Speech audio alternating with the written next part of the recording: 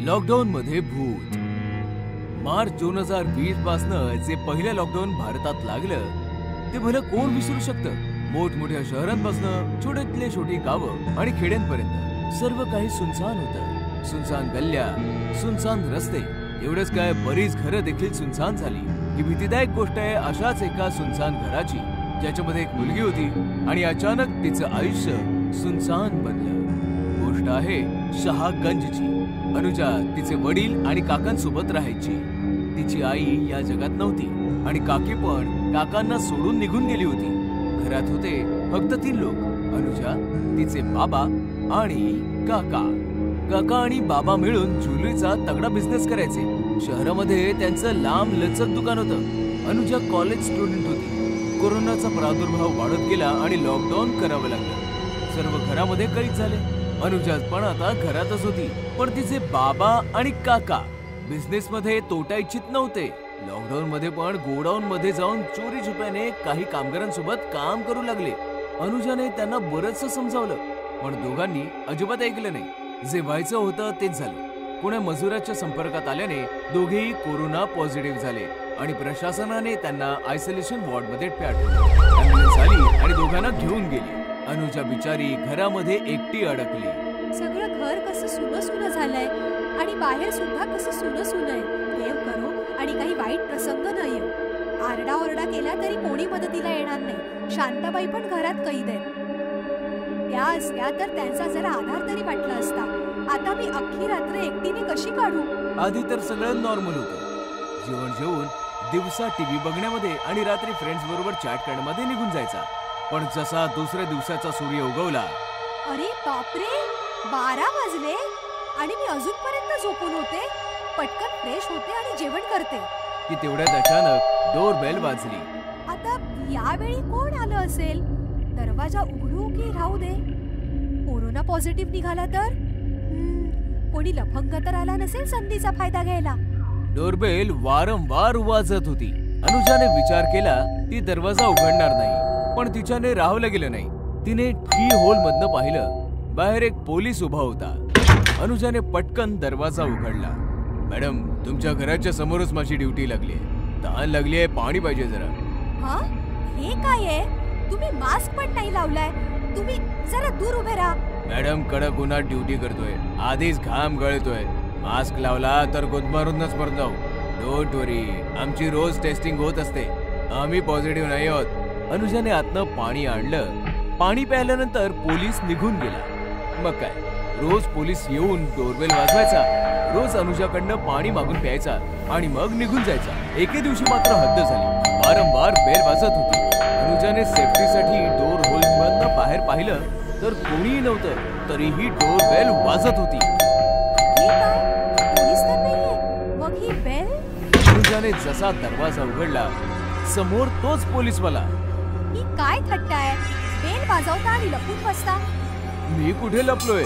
मी door hole मधून पाहिलं. तुम्ही दिसला नाही कुठे. एके दिवशी कंटाळून अनुजाने पोलीस हेल्पलाईनवर कॉल केला. हॅलो मॅम, शहागंज भेंडी बाजार गल्ली नंबर 17 मधून बोलते.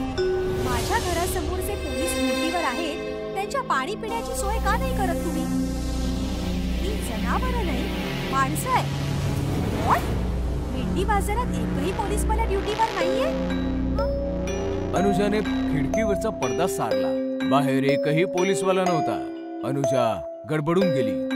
जर कंटेनमेंट झोन असल्यामुळे भेंडी बाजार पोलिसांसाठी सुद्धा वर्जित आहे, तर मग तो कोण आहे जो रोज पाणी प्यायला येतो? नक्कीच कोणीतरी लफंग आहे. आता तर हे दार बंदच राहील. दुसऱ्या दिवशी पण बेल वाजत होती, पण अनुजाने दरवाजा उघडला नाही. दुपारपासून संध्याकाळपर्यंत बेल वाजतच होती आणि अनुजाला राग आला. मला माहितीये की तू पोलीसवाला नाहीयेस. चालता हो इथून, नाही तर पोलीस कंप्लेंट करेल. बाहेर सीसीटीव्ही लावलेला आहे, लक्षात येतंय का तुझ्या? आणि अचानकपणे डोरबेलचा आवाज बंद झाला. पण रात्री 10 वाजता असं काही घडलं. जेवण जेवून अनुजा जशी बेडरूम मध्ये आली, तिने पाहिलं की बेडवर कोणीतरी आहे. कोण आहेस तू आणि आत कसा आलास? जसा तो अनुजाच्या दिशेने वळला, अनुजाचा थरकाप उडाला. तो तोच पोलीस होता, पण जिवंत नाही, मेलेल्या भयंकर भूताच्या रूपात. अनुजा इकडे तिकडे पळू लागली, दरवाजे उघडू लागली, पण सर्व दरवाजे बाहेरून बंद होते. अनुजा ओरडू लागली, पण लॉकडाऊन मध्ये तिचा आवाज भला कोण ऐकणार. अनुजा ओरडत राहिली आणि अचानकपणे भूत तिच्या मागे येऊन उभं राहिलं. तुला काय वाटलं? तू दरवाजा नाही उघडलास तर मी आतमध्ये नाही येऊ शकणार. काय काय हवंय तुला? बदला. मी काय बिघडवलंय तुझं? तू नाही, तुझ्या काका आणि बाबाने. त्यांनी काय केलंय? स्मगलिंगचं सोनं विकायचे. मी छापा मारला तर मला लाच दिली. मी लाच जास्त मागितली तर दोघांनी मला मारून भट्टीमध्ये वितळवलं. आता मी तुला नाही सोडणार. भूताने अनुजाचा गळा आवळला. अनुजा ओरडू लागली आणि अचानक भूताने तिला सोडून दिलं. नाही, मी तुला नाही मारणार. त्यांनी मला मारून माझी पोरं अनाथ केली. मी त्यांना मारून तुला अनाथ करेन. असं म्हणून भूत गायब झालं. अनुजा रात्रभर रडत होती. कोणालाच कॉल करू शकत नव्हती, कारण की मोबाईल दरवेळी नेटवर्क विसरायचं. घरातून पळू शकत नव्हती, कारण की दरवाजे बाहेरून बंद होते. अचानकपणे हॉस्पिटलमधून फोन आला आणि असं कळलं की तिच्या काकांचा कोरोनामुळे मृत्यू झालाय. आणि मग पुन्हा नेटवर्क निघून गेलं. अनुजा फोन आपटत बसली आणि अचानक भूत आलं आणि हसत हसत म्हणाला, मृत्यू कोरोनामुळे नाही, व्हेंटिलेटर बंद झाल्यामुळे झालाय.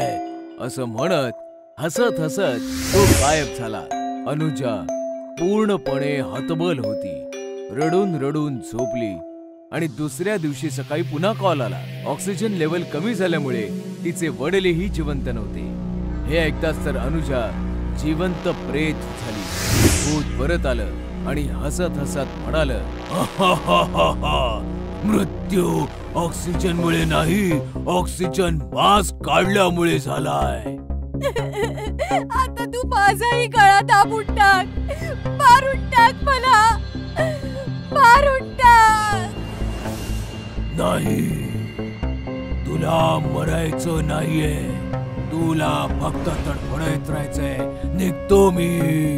त्या दिवसानंतर भूत परत कधी नाही फिरकलं. 6 महिन्यांनंतर लॉकडाऊन संपलं. तरी पण अनुजा घराच्या बाहेर नाही आली. तिने स्वतःला घरामध्येच कैद केलं आणि कायमसाठी तिने स्वतःला लॉकडाऊन केलं.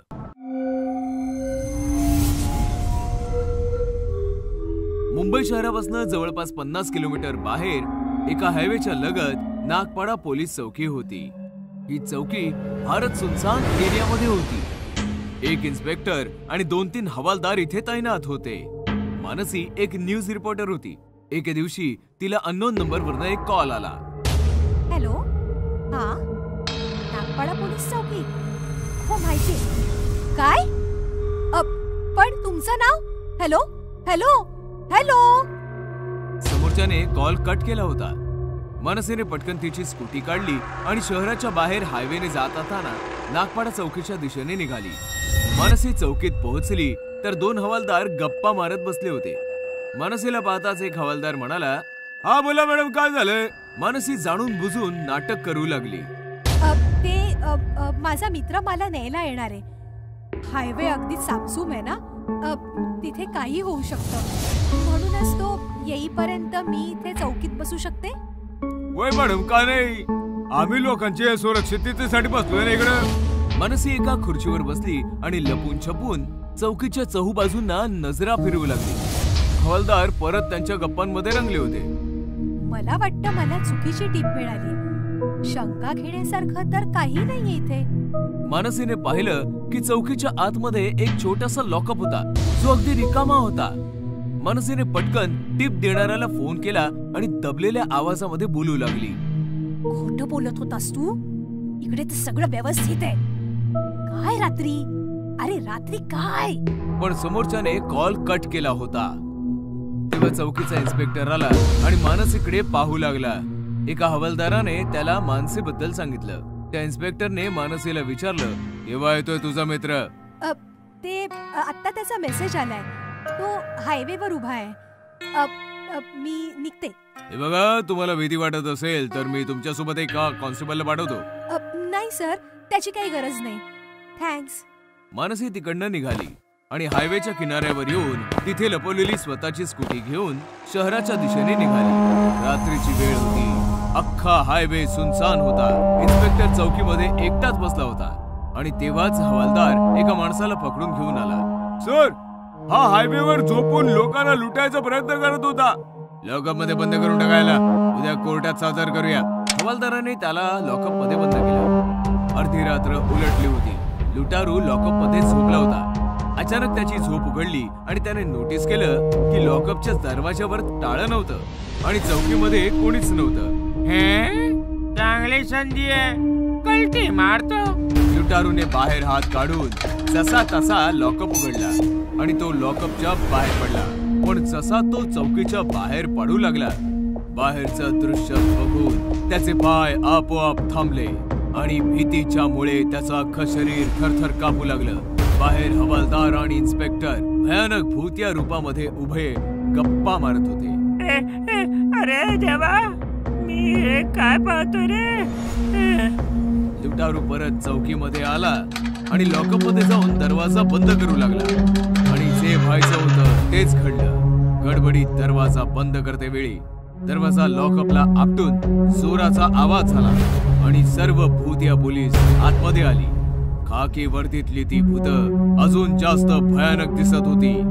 भूत त्याच्या दिशेने चालू लागली आणि लुटारू भीतीने विनवणी करू लागला. साहेब माफ करा, चूक झाली. मी कोणाला काही नाही सांगणार. हे ऐकताच इन्स्पेक्टरचं भूत हसत बोललं, शहाणपणा दाखवला नसतास तर कमीत कमी काही दिवसांनी लॉकअप मध्ये सुटला असता. पण आता तर तुझा जीव तुझ्या या शरीरातून निघेल. बाकीची भूतही हसू लागली आणि हसता हसता लुटारूच्या दिशेने चालू लागली. वाचवा, वाचवा, नका मारू मला, वाचवा.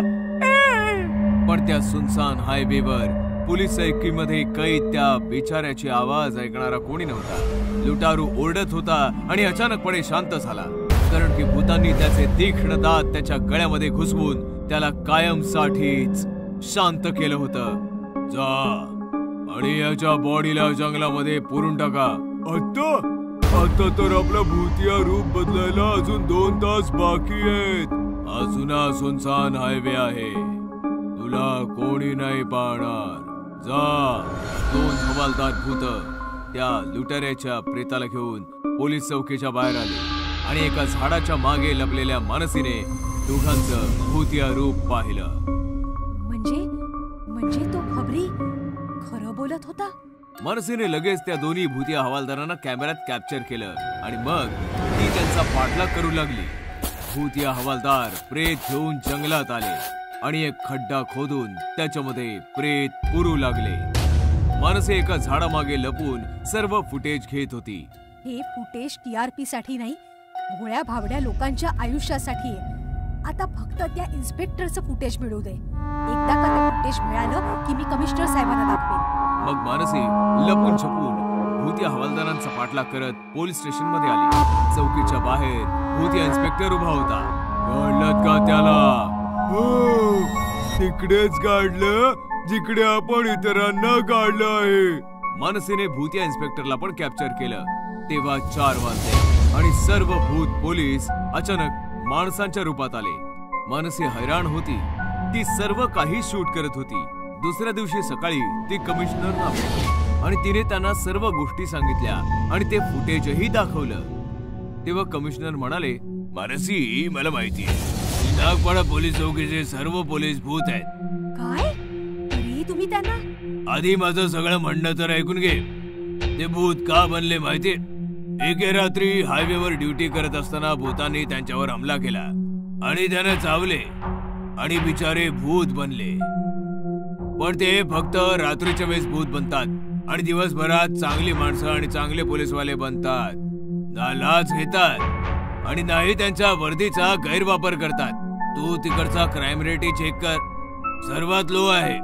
आता तूच सांग, त्यांची वर्दी उतरवून मी अशा माणसांना घालू जे कधी करप्ट होऊ शकतात, की मग त्यांची वर्दी त्यांनाच ठेवू जे भूत बनूनही त्यांची ड्युटी इमानदारीने करतात?